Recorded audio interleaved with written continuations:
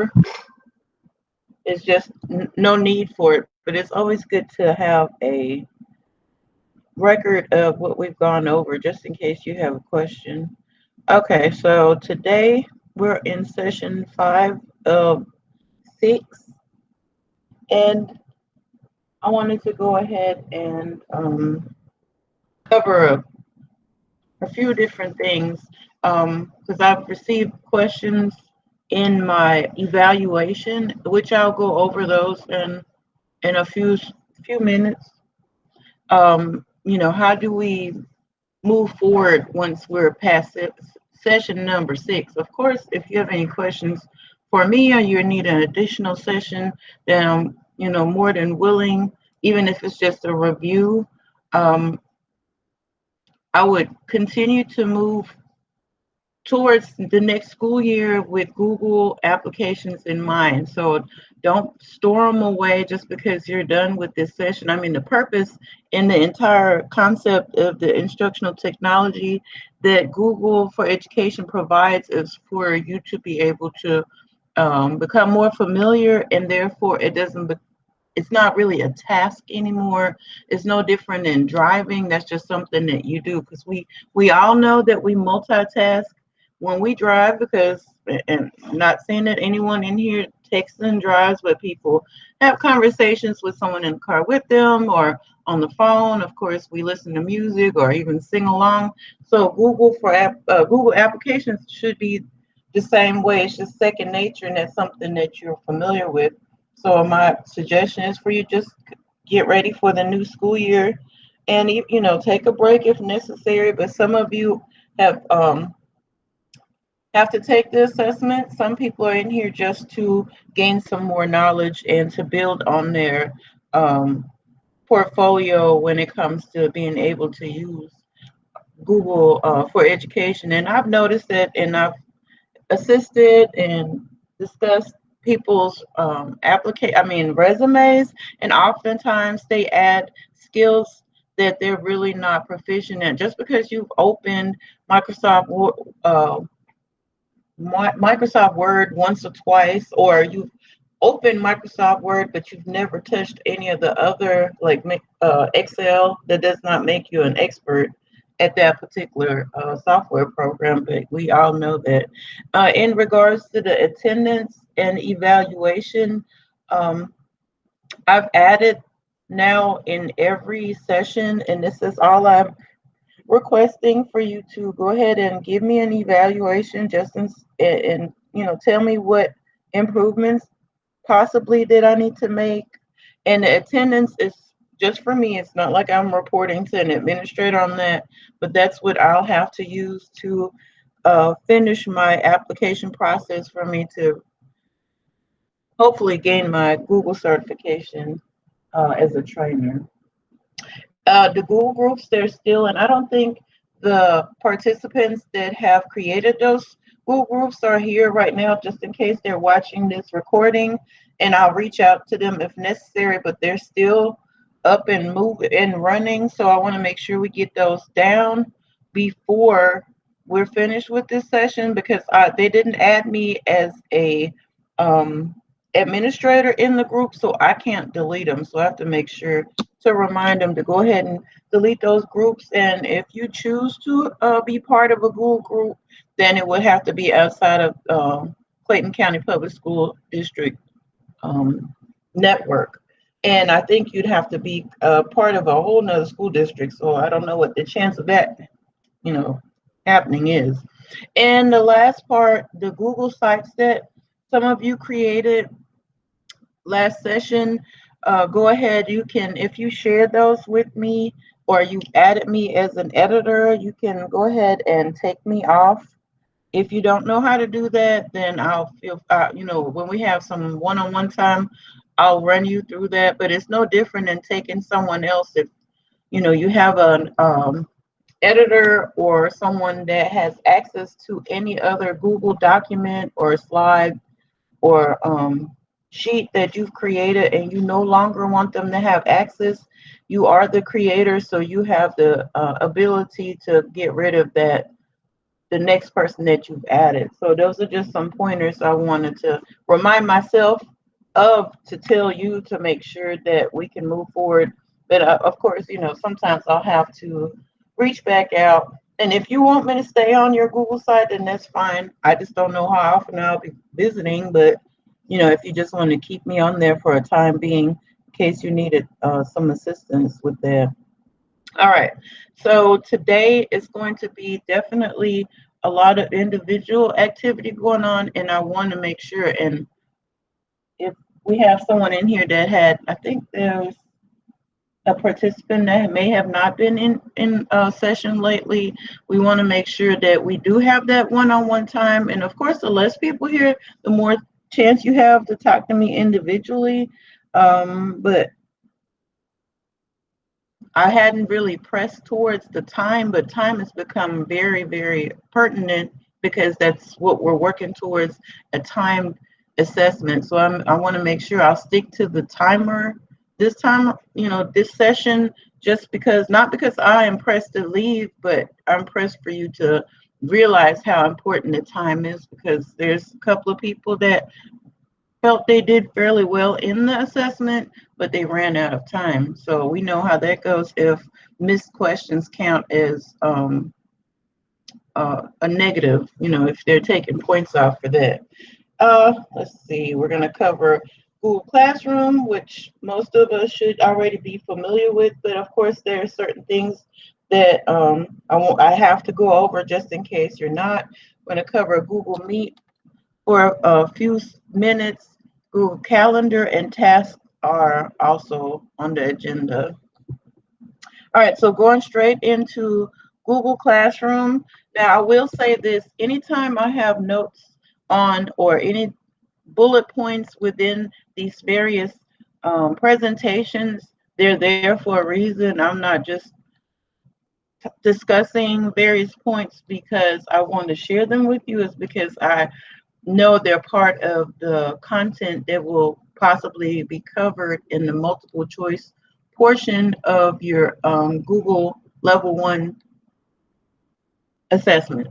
So that's why, and I've been really nitpicky, making sure that I look over all the resources that are provided, and I've compacted those for you, so you're not having to go through them and spend 2-3 weeks on just, because I know we have a life, so you can't just sit there and Google every day.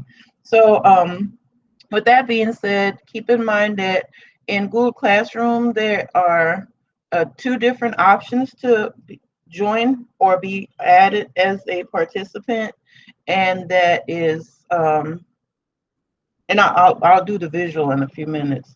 The other portion is that a teacher may add a co-teacher. Actually, you can add multiple co-teachers. I've seen that before. It's perfect if you have a inclusion class, or you have a co-teacher for a special education classroom, or you're working on a project together and you're an administrator of a project with other faculty and staff. So to have more than one administrator within the Google Classroom, is a really good feature. Of course, we know that Google Classroom serves as a central hub for you to be able to make your announcements and share class materials. The class and group discussions that I've attempted to have didn't go that well, because maybe I didn't push my classroom management within the Google Classroom the way I should, but I've had to mute a couple of students, and that's an option where you can mute a select number of students, or you can mute the entire class so they cannot comment under posts. But as far as I know, that's definitely not part of Level 1 for you to be able to do that. And of course, for you to assign and moderate student work. Now, there are some school districts out there, very few that I know of, that do not allow or encourage Google Classroom as a central hub for instruction. So they've decided to use Google Contacts, and I'll show you that in just a few minutes, to communicate with the students. And that's just to be able to send out work and communicate assignments or due dates to that nature. So Google Contacts is not used, to my knowledge, in Clayton County Public Schools, but of course I have to tell you about it. So let me actually go there right now. So Google Contacts are, we're going back to, you can either come from your drive and look for the waffles right here, the waffle, or you can, of course, go to your email, your Gmail, and there's that option as well. So I'll click on that and I'll find the contacts, which is right here. So once you click on contacts, I don't have a lot going on, obviously, just because I don't have access to that and no one is really utilizing. I do not know how I ended up with someone from Clayton County in my contacts. I may have been added by them, and that could have been a training I've attended or by pure accident. But for you to be able to add someone to your Google contacts, of course, you'll add the create, and then you have an option to do an individual or multiple contact addition. And the multiples is usually the way that you would, the route you would take if you have a class of students you want to communicate with in place of Google Classroom. So that's the option. It wouldn't have a lot involved in Google Level 1 certification in regards to contacts, but you should be able to navigate your way to this particular application. So I wanted to make sure to point that out. And that, as I mentioned before, there's not a whole lot that you can do just because, oh, and let me say this. Since I have a Google phone and I'm looking at this now, people always make fun of me because I bring it up consistently, and I'm not trying to sell Google products by no means, because I'm not getting any monetary reward for it, but it syncs all of your contacts. So I noticed that this one right here is definitely personal. That's one of my personal contacts coming out of my actually my contacts in my phone. So it all links together, but as in the sense of using it as a teacher, that's what you're supposed to use if you would like to email all your students at one time and you don't have access to Google Classroom, but that's not the case for Clayton County. Okay, so let's see, what do I have on agenda next? Okay, I would like someone to share this screen. So I'm going to come out of the screen because I've noticed that oftentimes the students, as well as now teachers and other members of our teaching community, are not realizing what the other view looks like, or how the students take the perception of what they have for Google Classroom.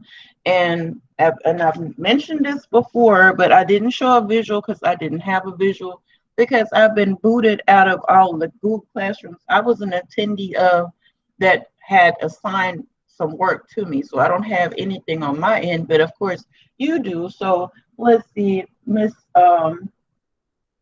Johnson, would you be kind enough, and I'll come out of this, but would you be kind enough and share this class, that the Google class that you're in, that's mine, so we can look at it from your perspective, because I don't have that option. Let me stop presenting. If you're able, if not, then of course I can ask another volunteer, and I don't know if Ms. Johnson can hear me or not. Okay. Okay, wonderful.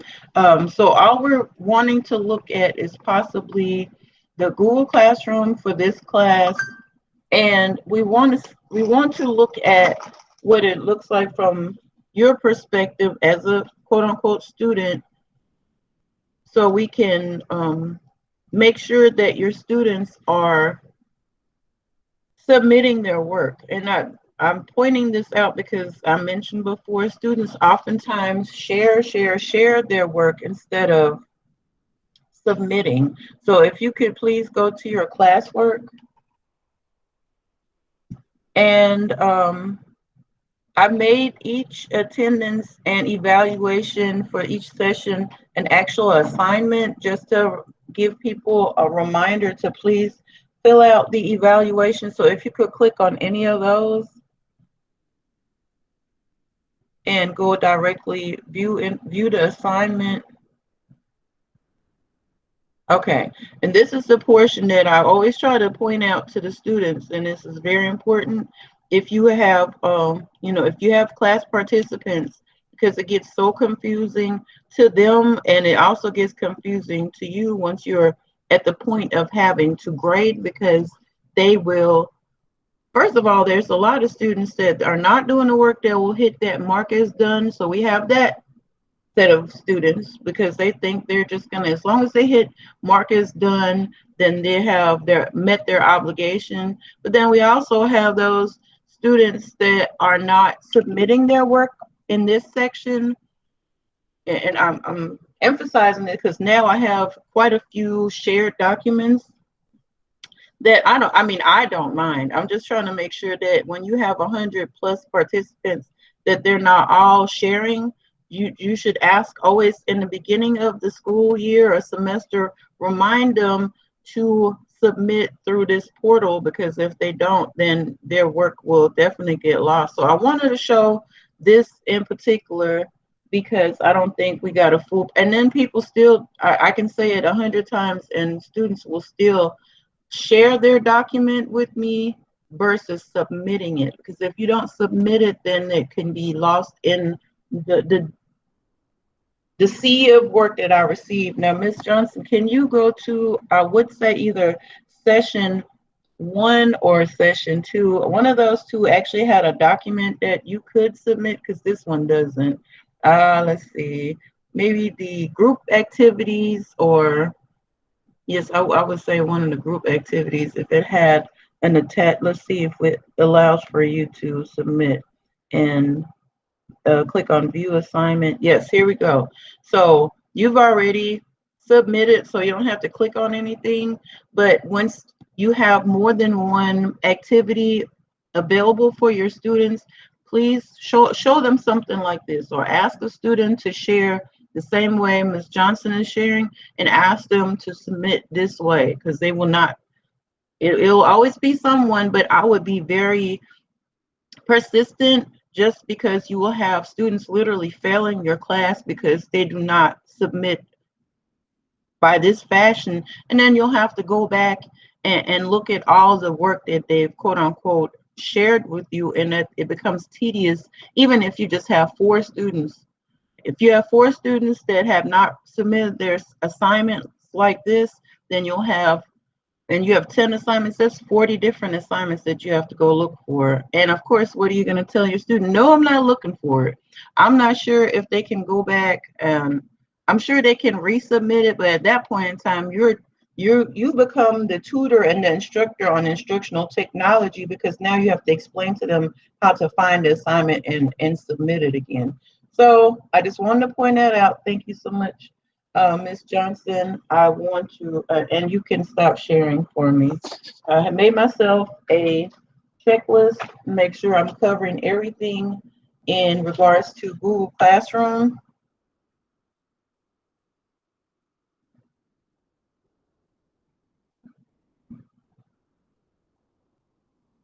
Okay, so of course you should know that you can ask your participants to join via the classroom code. But also, and this comes to surprise to some students because they didn't expect for me to do that, but I don't know if I had extra time on my hand or I just wanted them to realize just how serious my class can be if you take it serious. But if you go into the people section, right here is where you individually, and there's no way as of right now where you can add a quicker way where you can maybe copy and paste But I've added students individually. I just split the screen and I've added students. Now I won't do that with 100 students. Well, I've done that, but I wouldn't suggest for you to do that.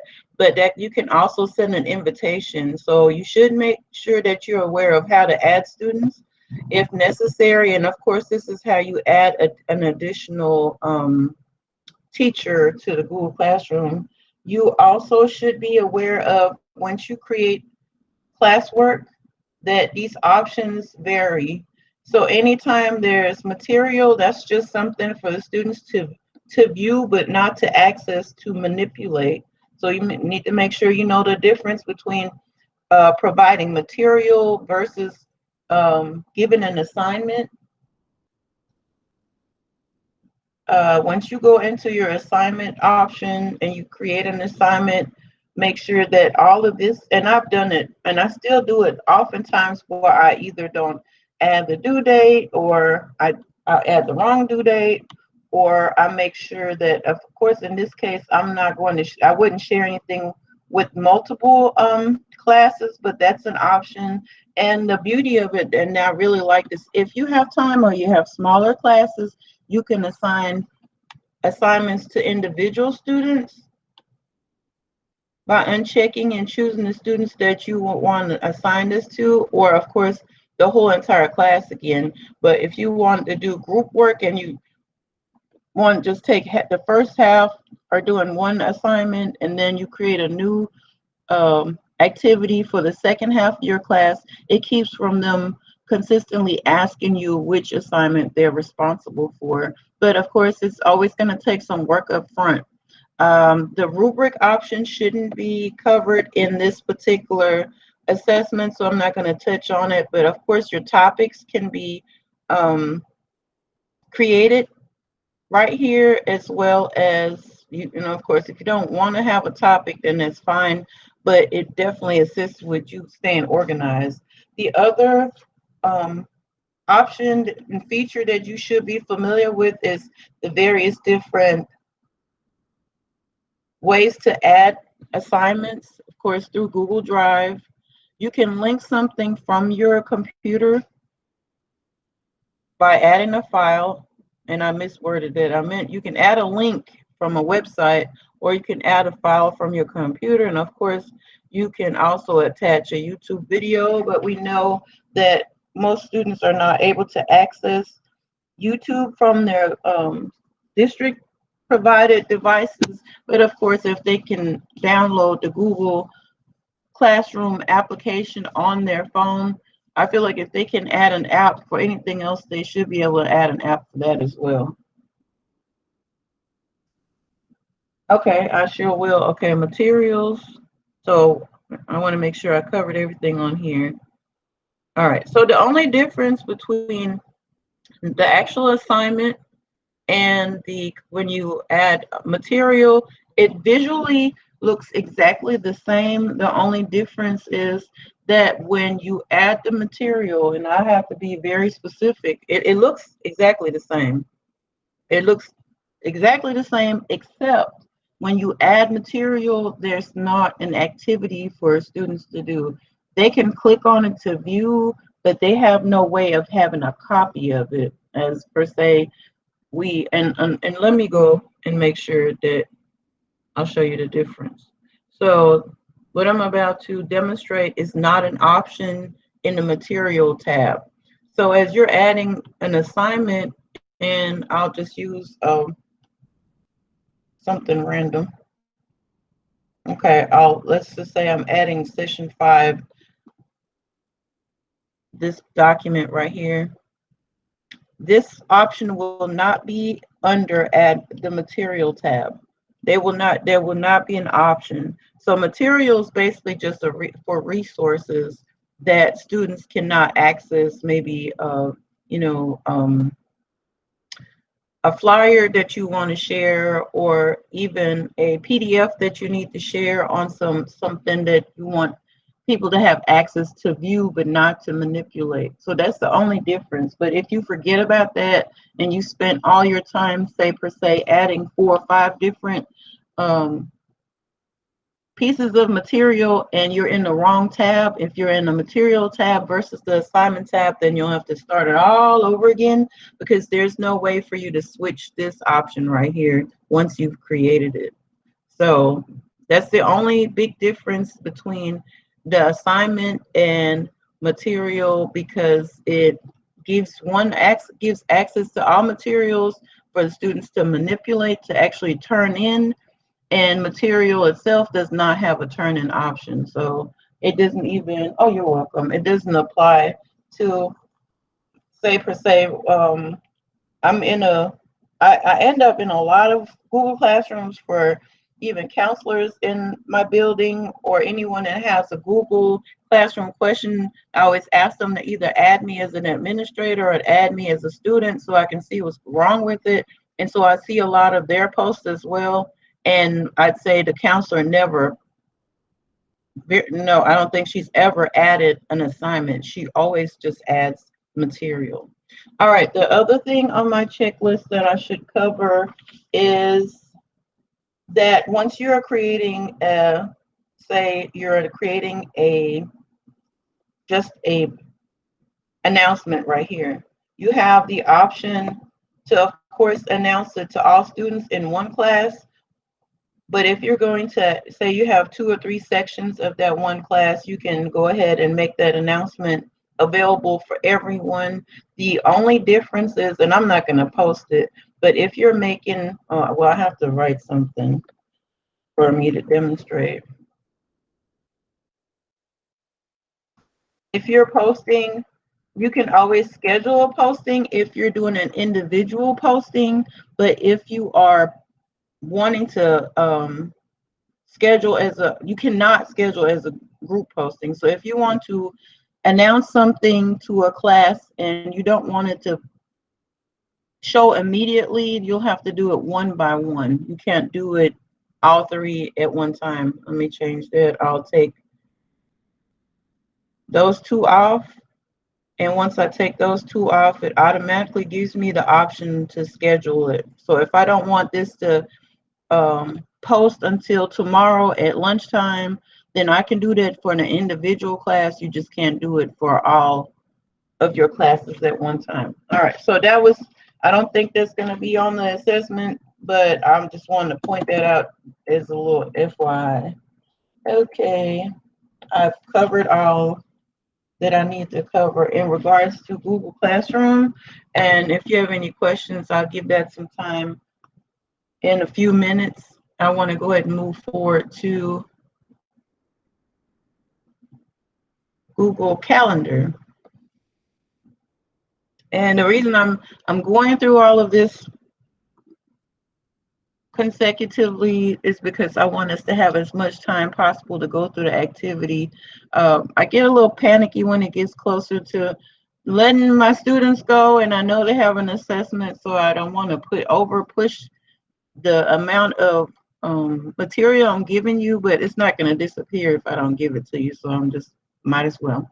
All right, so the beauty of Google Calendar is it allows for you to integrate multiple calendars. Once I open mine, you'll see I can't even tell you, so many for each particular Google Classroom that you create. The calendar automatically creates a section for it. It's usually organized in alphabetical order, but you also have an option to change it if you choose to. You can color coordinate it if you choose to. That works for some people. If you're extremely organized, when I said may stay on default notification or be specific to your needs, it means that the notification, just no different than an alarm clock, will give you reminders. So you can have it just giving you a notification. Most people get it maybe 10 minutes prior to an event, or you can get it like a day prior if you scheduled it months in advance or a couple of weeks in advance. So you can change that to your own specific and personal preference. It already gives you color, so if you need to change that, you need to make sure that, say per se you are teaching more than one section of, I would say, PE.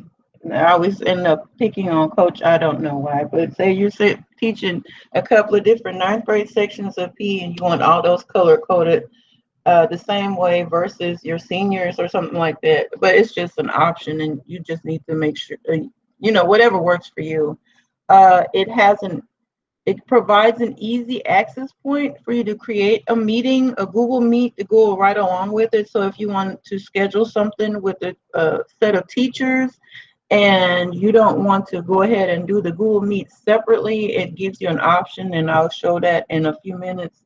And it links to your Google Classroom, and we know that because that's how you access our um, well, I don't know. You may have not done that, but usually if you have an assignment due, it should pop up on your Google Calendar for that class. So students, if you really train your class, or if you're facilitating a training, if you really give them the various tools that you're providing, then you can tell them, hey, in your Google Classroom, there's a Google Calendar, and you can take a look at what all is due and when.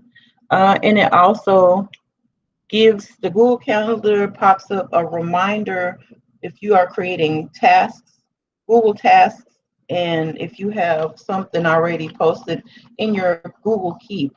Now, how do all of these tie in together? It can get a little confusing, and I've noticed that people, now Google Calendar, and I put calendar twice, but Google Calendar should be your main hub. Now, if you choose to use, why is everything double? I'm not sure. Okay, well, I don't know why I did that, but it happened. So Google Calendar, it should be your main source to organize Keep and Task, Google Keep and Google Task, but it doesn't have to be. You can do one or the other. Some people use all of it. I haven't made it to the point yet. I use Keep, but I guess now that I'm more involved in various schedules, I may start Task. But I have of course, old school. I'm still using a tablet, so that's my task, my physical task. But if you want to get away from paper all the way, if you want your students to get away from paper, especially if we're having to teach online virtual classes, then utilize this. So going into calendar, I have it open. I'm coming back to it. So if you're take a look at your calendar, especially if you hadn't just, cared about it or taken a look and see how many I have. Some of them are active, some of them are inactive. It can get a little confusing if that's not your thing. But once you get used to it, you can also fold it down so you don't have a visual of so many of them, because any class that you're a part of and any class that you are facilitating, you will have in here. So I close that down just to keep it from being so overwhelming, but I can have all bills that are due combined to all meetings that are scheduled ahead or that I'm scheduling, that I'm participating in. It can all tie in together, but you can also, take it, which I'm assuming this one is my personal. Yes, it is. That one was my personal. So if you feel like that's just too much on your work calendar to have all your personal stuff tied in there, I think it's convenient, but that's just me. Let's make sure I cover that you need to be able to know how to create one. Of course, if you're in a Google Classroom, it automatically creates one for you, but let's just say you need to have just a Google Calendar for a workout schedule that you have for yourself, and you want to make sure you keep that integrated so you won't overlap your training session with your workout training session with possibly another training you have. So you can create one and make sure that you have a title that makes sense to you. Okay, hold on. Now this is creating a meeting. Hold on.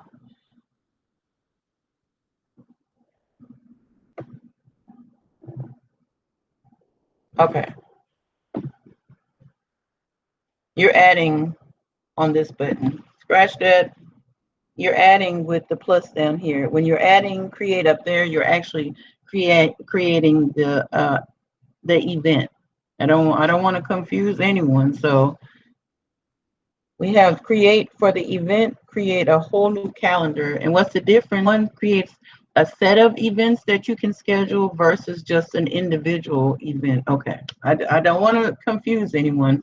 So up here, the one with the plus sign that's in color is if you're creating an individual event. If you're adding a calendar, down here is if you're planning on having a series.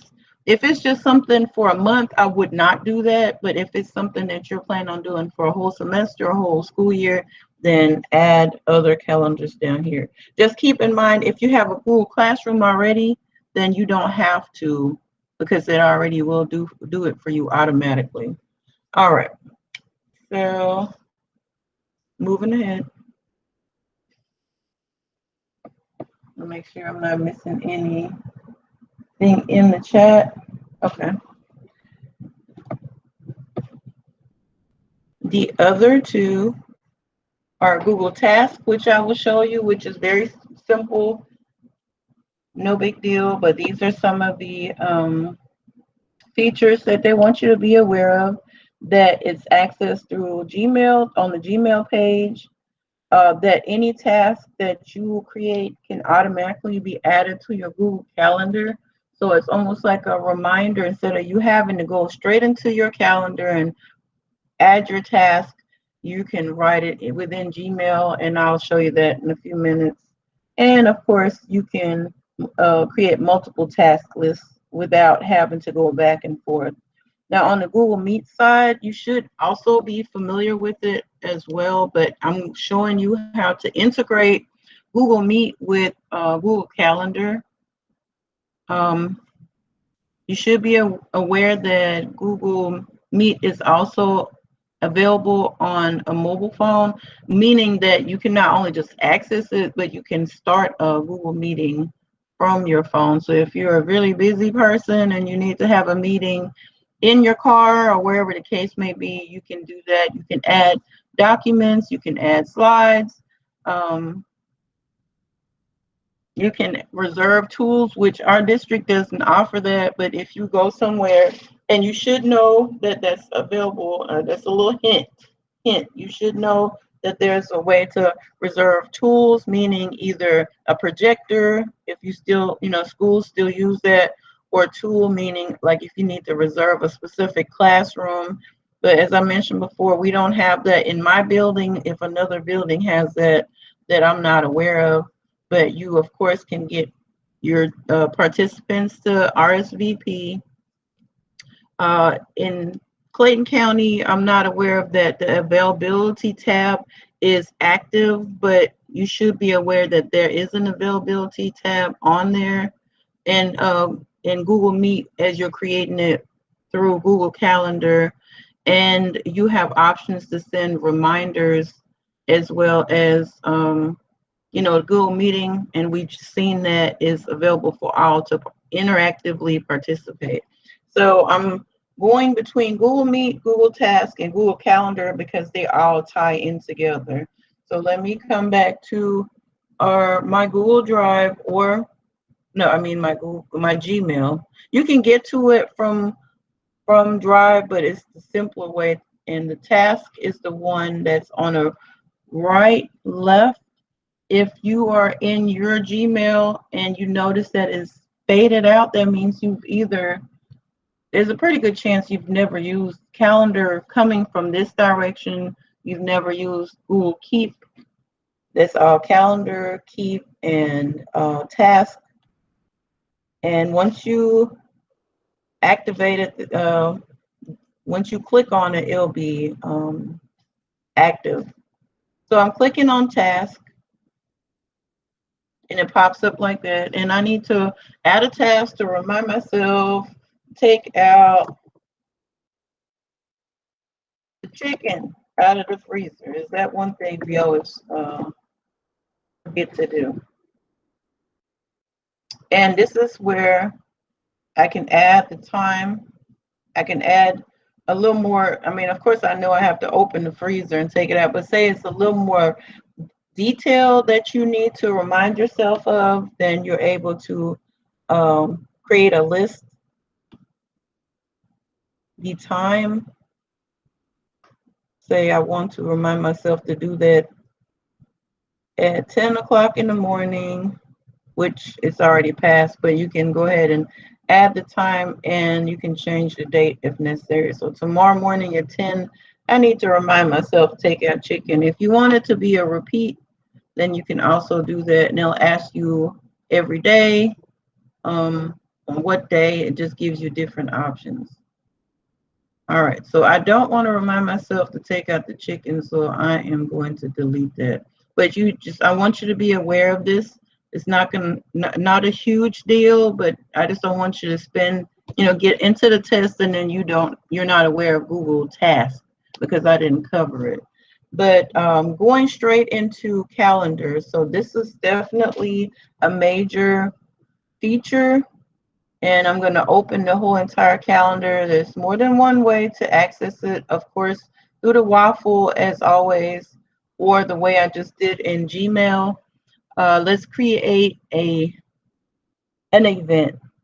Okay, so the event that I'm creating is a celebration for passing the exam.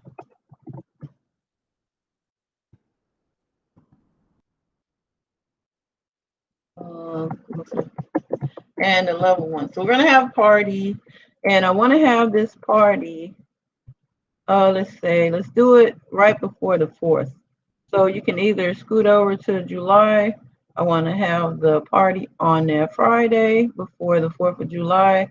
And let's see, we're going to start a little early from 10:30 to 11:30. Usually it gives you an hour increment, but I've done it before where students are, wanting to have conferences, and I specifically tell them, hey, I only have 15 minutes for you because I have other students scheduled as well. So you can change that to a 15-minute. Just make sure you remember your AMs and PMs. So you can do it 15, 30, however many minutes. You can add your guest from here, and I'm going to invite everyone that is in this particular training. So I hold off because I don't want to add everyone individually. And I already know that I am going to be a little more specific about planning this event. So I'm clicking on more options. So this is the wide setting of it. I know I want to have a Google Meet, so I'm going to add that, and that's a good feature because you don't have to go back to Google Meet and create a whole nother virtual meeting. So I'm adding that, and that happens automatically. Now, right now, it says 250 participants, but oftentimes when we have the free version of Google for Education, it only allows 50. So keep that in mind. So if you have a paid version of Google for Education for teachers or for administrators, the participants can go up to 250. If you have your private Gmail and you want to have a Google Meet, which they just recently added that feature for everyone, I think the max is 50. Now those numbers could fluctuate, but I would stick with 50 for private, 250 if you have a paid account. Clayton County does not have a paid account, and I guess they want to invest that money into something else. So the location you can add, and that's also an option for the room. And that's what I meant by resources, because you can add whatever the school district may have available. I've tried this before. It doesn't work. Possibly just because I'm not part of that department, but you need to make sure that you're aware that this is a resource. Make sure that, and I'm pointing that out because I do recall seeing that somewhere, and I'm going to tell you where. Your notifications, you can either add notifications that are either email or just something that goes as a reminder. I've scheduled, especially if you're a technology liaison, I usually, and I don't know if I drive people crazy doing that, but I usually give them an email the day before, which you can change this to days. So one day prior, I give an email, and then of course I leave the notification on 10 minutes before. But usually if you don't give people a reminder either that morning or the day prior there, and you tell them 10 minutes before and they're walking around the building, they may not see it, or at that point in time they're already involved in something else. I want you to be able to add any type of attachment. Now, at this point in time, if you're adding an attachment and it is in your drive, keep in mind the only thing, it will not do the typical attachment like it does in Google Classroom. You will have to get an URL from your document. So I'll use this one as an example as I'm trying to share. And that's anything. You copy this link right here. That's how you get a link. And this, the reason this is an option is because, of course, you're inviting, say, a parent, and that parent is not part of CCPS. You'll have to change all this around. So keep that in mind as you're preparing your meeting and who your participants are. So let me go back to the calendar. I have more than one open. Okay. So you add your URL right here if you have a Google document or a slide or something like that. And then, of course, you can also always add something from the drive like this, or you can upload it from your computer. So just always keep in mind who your participants are and if they can access what you need them to access. All right, so this is the portion when you add in your guests. So instead of me adding one by one, I should be able to add as a class. The title of this class was G Suite for Education. Now, since I put those apples in front of it, it may not work. And that's my fault, but it's not enough people in here.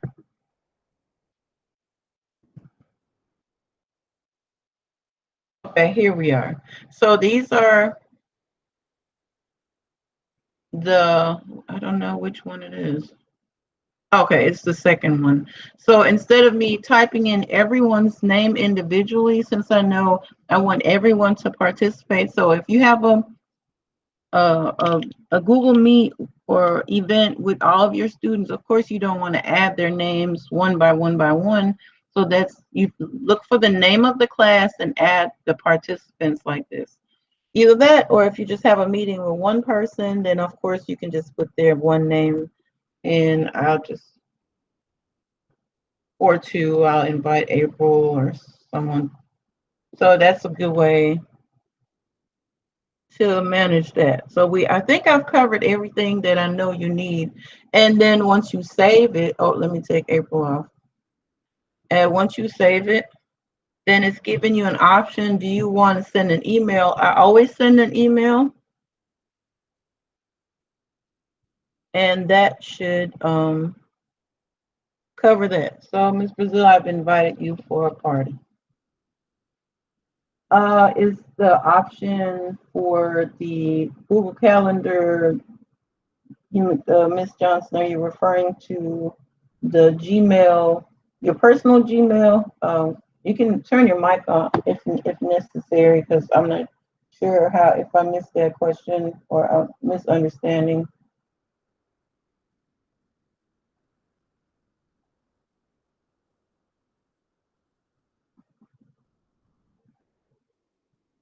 The address you use for the classroom. Oh, no.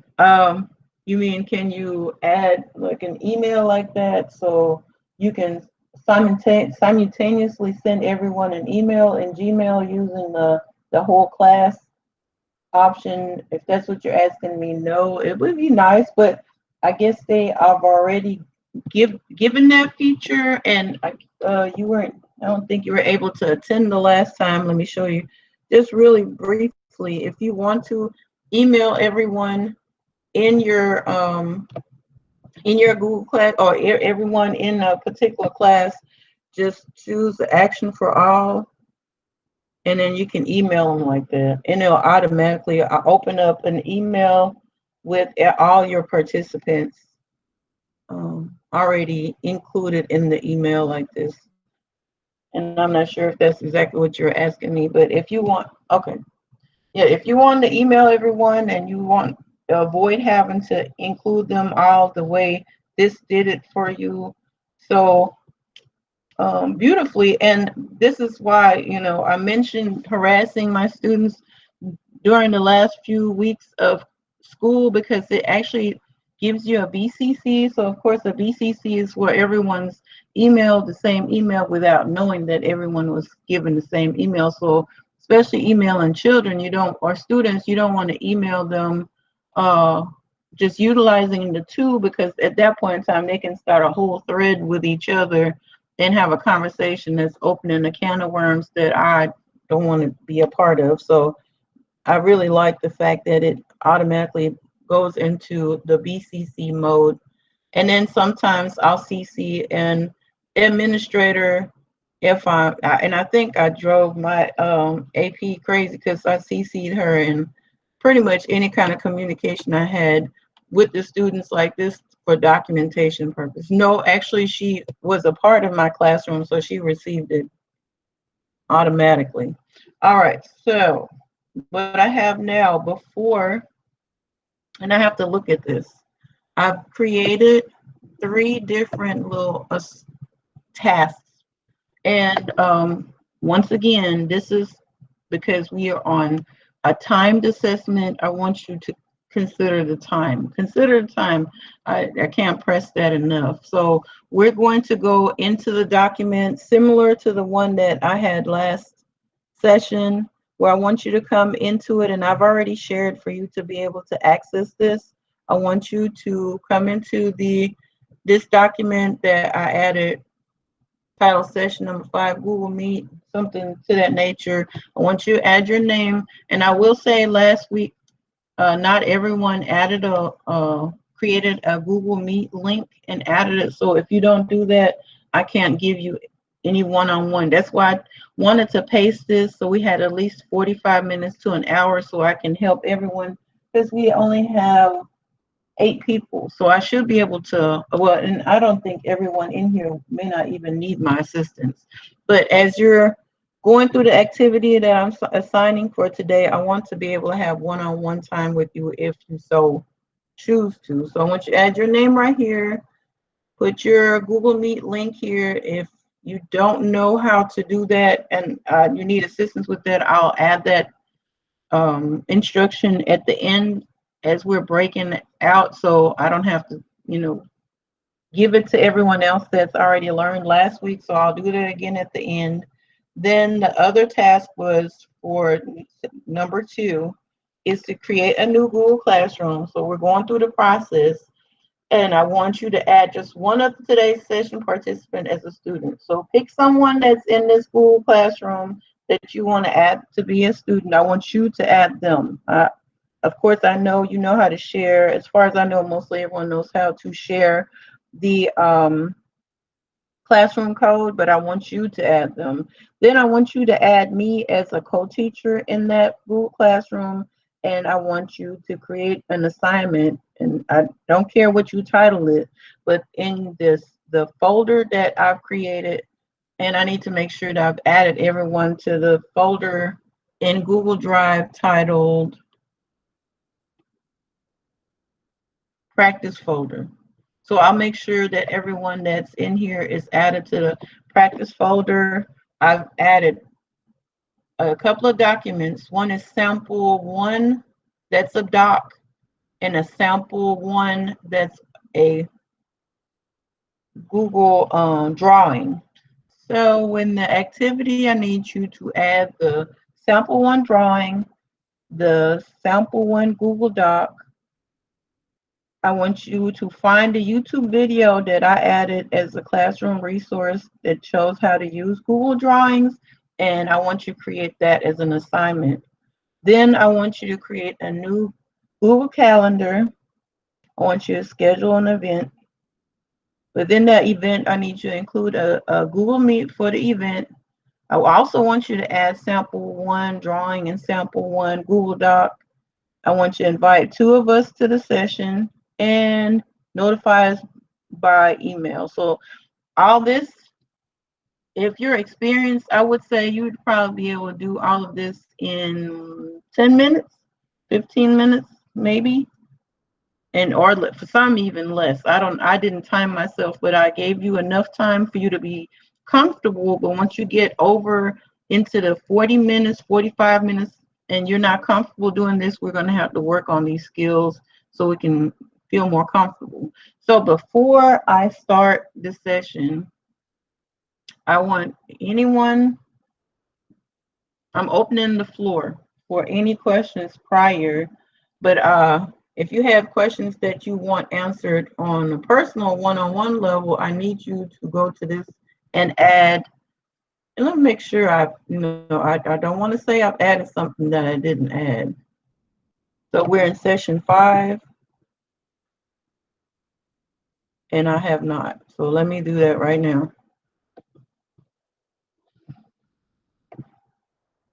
So as I'm adding it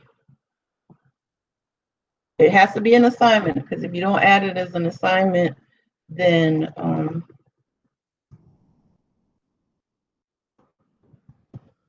your students wouldn't be able to access it.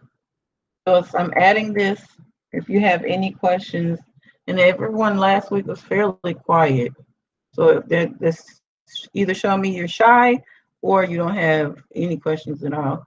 But the timing, if you finish before the 45 minutes that I've blocked, perfect. Okay, make sure that all can edit. Students can edit file. That means everyone together can edit the file, not individually, because I don't want you to have an individual copy. I want you to be able to edit together. That's for session 5. I'm not giving a grade for it, and I'm not giving a due date, but it's going to all participants, and I'm going to assign it. So look for session 5 Google Meet. Add your name and your link so I can come visit. And the floor is open. If you have any questions right now about the steps 1 through 3, let me know right now. If not, you can go on and start your activity. Make sure you have a timer. It can be the timer on this particular, on slide 9. If you need your phone to be your timer, it's really about, now we're looking at how fast can you complete the assignments, because the way this is set up will be exactly how the assessment is. Maybe not in this visual format, but it will give you instructions exactly like this. This is what you're looking forward to if you've never done this before. So you can break out. I'm going to show those of you that may not remember how to start a new Google Meet. I'll do that. And otherwise, I will see you individually in a few minutes, and it'll be a first come, first serve. So if your name is first on the list, I'll come visit with you first. All right, for those of you that are still here, and make sure you close out of this session, because if you don't, then you may hear, or because, well, I guess if you mute it, then you'll mute me too. So if I come in, you won't be able to hear me. But for those that are not familiar, I will go over that one more time. To create a Google Meet that you can share, not coming out of calendar, you're going to the waffle, you're choosing Meet. Once you're in this right here, you give it a title, and today it could possibly be clicking on join or start a meeting. We're going to call it session 5. I don't think it allows for you to do any calendars, characters, so I'll add session 5. Continue.